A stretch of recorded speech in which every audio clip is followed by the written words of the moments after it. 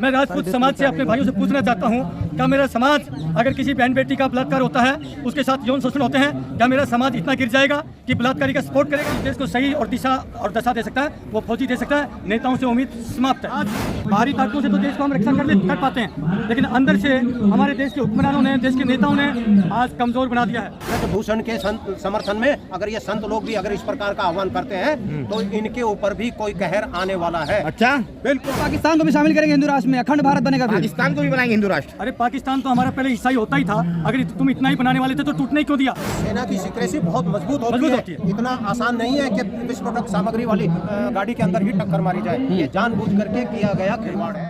सारी जो बातें हैं 2024 का चुनाव को लेके हो रही बेटा। मैं एक सैनिक हूँ और जब सैनिक सीमा पे अपनी कुर्बानी देता है, अपने शहादत देता है, तो वो हिंदू या मुसलमान के लिए नहीं देता।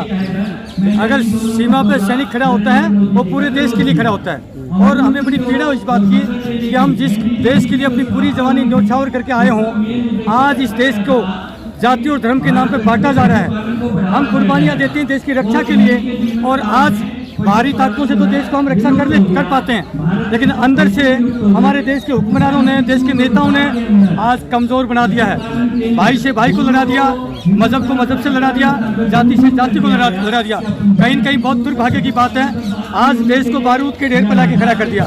बाबा धीरेन्द्र शास्त्री कहते हैं कि देश हिंदू राष्ट्र बनेगा तो जातिवाद खत्म हो जाएगा, सब बराबर का सम्मान मिलेगा सबको। मैं कहता हूँ मेरा देश जो भारतवर्ष है, तो भारतवर्ष ही अच्छा है। सैनिक होने के नाते मैं इतना, मेरा नाम वीर सिंह चौहान है, मैं हिंदू ही हूँ, मैं हिंदू हूँ। हिंदू है फिर भी हिंदू राष्ट्र का खंडन कर रहे हैं। उससे पहले एक सैनिक हूँ, और सैनिक का दायित्व बनता है जो देश को बांटने की कोशिश करता है, मैं उसका बिल्कुल भरपूर विरोध करूंगा। कह रहे पाकिस्तान को भी शामिल करेंगे हिंदू राष्ट्र में, अखंड भारत बनेगा, पाकिस्तान को भी बनाएंगे हिंदू राष्ट्र। अरे पाकिस्तान तो हमारा पहले हिस्सा ही होता ही था, अगर तुम इतना ही बनाने वाले थे तो टूटने क्यों दिया? टूटने क्यों दिया? उन भाइयों को प्यार से रखते, सभी भाइयों को प्यार से रखिए, कोई जरूरत नहीं है। आज कोई किसी का छीन के नहीं खाता, ना हिंदू मुसलमान भाई का छीन के खाता है, ना मुसलमान हिंदू का छीन के खाता है, सब अपने कमा के खाते हैं। अगर आज कहा तो यही जा रहा है हिंदू राष्ट्र बनाने के लिए कि हमारे संसाधनों पे इन्होंने कब्जा कर लिया है। ये टोटली जो है आज सिर्फ राजनीति होती है बेटा। जब से गद्दी का जो रहा है, कुर्सी का किस्सा रहा है, कुर्सी के लिए लोगों को लड़वाया गया है, मरवाया गया है अपने निजी स्वार्थ को प्राप्त करने के लिए। लेकिन आज उसी कुर्सी पे बैठे लोग बहन बेटियों को न्याय देने के लिए तैयार नहीं है। आपने देखा होगा हाल ही में। जी बिल्कुल, मैं ये बात भी कहना चाहूँगा, मैं जरूर राजपूत भी हूँ, मैं राजपूत हूँ। उस मुद्दे को, जो बेटियों का मुद्दा था, उसको जातिगत करने की भी कोशिश करी। मेरे देश के राजपूत भाइयों को भी गुमराह करने की कोशिश करी। मैं राजपूत समाज से अपने भाइयों से पूछना चाहता हूँ, क्या मेरा समाज अगर किसी बहन बेटी का बलात्कार होता है, उसके साथ यौन शोषण होते हैं, क्या मेरा समाज इतना गिर जाएगा कि बलात्कारी का सपोर्ट करेगा?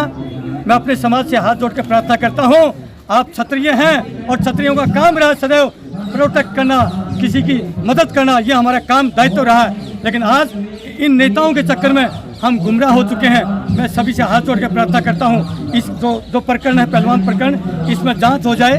अगर मेरी बेटियां ने गलत दोष लगाया हो, मैं ये भी कहूँगा उन नार्को टेस्ट हो जाए। कोई हम अंतर्यामी नहीं है। तो जांच तो हो रही है, तो फिर क्यों खाप पंचायतें हो रही हैं? देखिए एक चीज है, जांच में दोनों आदमी अपने आप को निर्दोष बताते हैं। इसके पास क्या तरीका है? एक ही है नार्को टेस्ट। नार्को टेस्ट जितना जल्दी हो जाएगा, ना देश का समय बर्बाद होगा, ना देश का जो कोई आंदोलन होगा, कुछ भी नहीं होगा। नार्को टेस्ट हो जाए, बेटियों का भी हो जाए और मंत्री जी का भी हो जाए। जो दोषी पाए उन दोनों को ऐसी सजा मिले कि दोबारा, अगर बेटी गलत पाती हैं तो बेटियों को सजा मिलनी चाहिए कि दोबारा कोई गलत इलिगेशन ना लगाए। अगर मंत्री को मिलती है तो ऐसी सजा मिलनी चाहिए कि दोबारा कोई मंत्री एक बार नहीं 1 लाख बार सोचे गलत काम। अयोध्या के साधु संत समर्थन कर रहे हैं ब्रजभूषण जी का। देखिए संतों का काम ये होता है, देखिए वो यहाँ के संत हैं। हम 30 साल देश की सीमाओं की तपस्या करके आता है, क्या हमारी तपस्या से कम है? क्या बताइए? एक सैनिक बॉर्डर पे खड़ा रह के एक तपस्या के समान करता है। हम भी तपस्वी हैं, लेकिन मैं दुर्भाग्य से कहना पड़ता हूँ कि जो मेरे भगवा भाई हैं, जो हमारे गुरुजी हैं, जिनका दायित्व होता है समाज के अंदर भाईचारे का पैगाम फैलाना, शांति का पैगाम फैलाना, आज वो भ्रमित होकर के और वो भी पॉलिटिसाइज हो रहे हैं। लेकिन उन बेटियों को जूते के तले रोंदा जा रहा है। आपने जनता मंत्र की तस्वीर देखी होगी। बिल्कुल देखा। आप सरहद पे देश की रक्षा करते हैं और वो भी देश में जाके नाम रोशन करते हैं देश का। बहुत ही दुर्भाग्यपूर्ण स्थिति है। क्या करें हम, हमारी आत्मा खुद दुखी है। हम खुद, हमारी आत्मा चाहती है उन बेटियों को जल्दी से जल्दी न्याय मिले और उनका मान सम्मान ऊंचा उठे। और वो देश का सदैव गौरव ऊंचा करती रहेगी। लेकिन जिस तरीके से हिंदू राष्ट्र की मांग हो रही है, देश के लोग भी चाहते हैं हिंदू राष्ट्र बने, आप लोगों को तकलीफ क्यों हो रही है? नहीं बनाना चाहते, हाँ। ये सिर्फ मुद्दा रखना चाहते हैं। 2024 नजदीक है बेटा, आप समझ क्यों नहीं रहे? हाँ। ये ध्रुवीकरण करना चाहते हैं 2024 में, और कुछ नहीं है। क्योंकि अब इनकी नौकरियां मिली नहीं है, नौकरियां मिली नहीं है। आज किसान सड़कों पे कह रहे हैं अगर अभी नहीं जागे तो 24 में फिर नहीं जाग पाएंगे उसके बाद। हम जवान हैं, हम जवान हैं। हाँ। हम 105 दिन से बैठे आपके सामने जंतर मंतर पे। दुर्भाग्य से कहना पड़ता, आज तक सरकार ने ये जहमत नहीं समझी कि यहाँ से चंद कदमों की दूरी पर सिंहासन चलता देश का।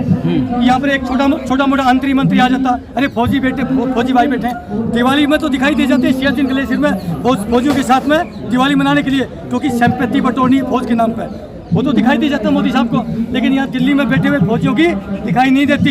यही फौजी है मोदी साहब, यही फौजी हैं जो 5 लाख की तादाद में रेवाड़ी की रैली में इकट्ठे हुए थे।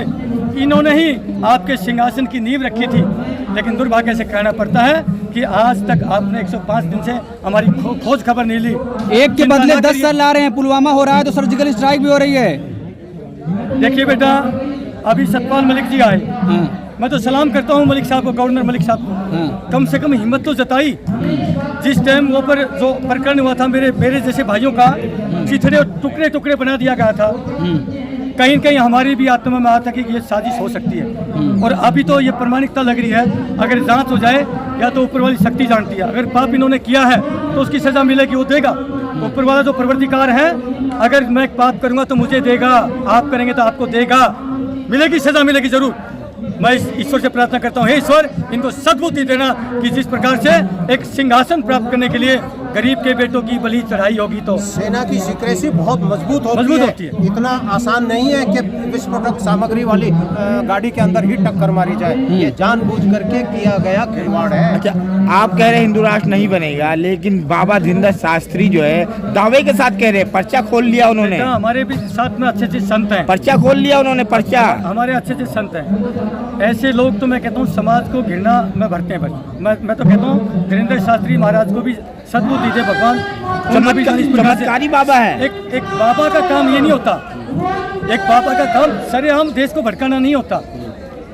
देश के अंदर जो सामंजस्य है, आपस में एक भाईचारा हो, उसकी तरफ कोशिश करें। अगर कोई भी तबका गलती करे उसको सजा दीजिए।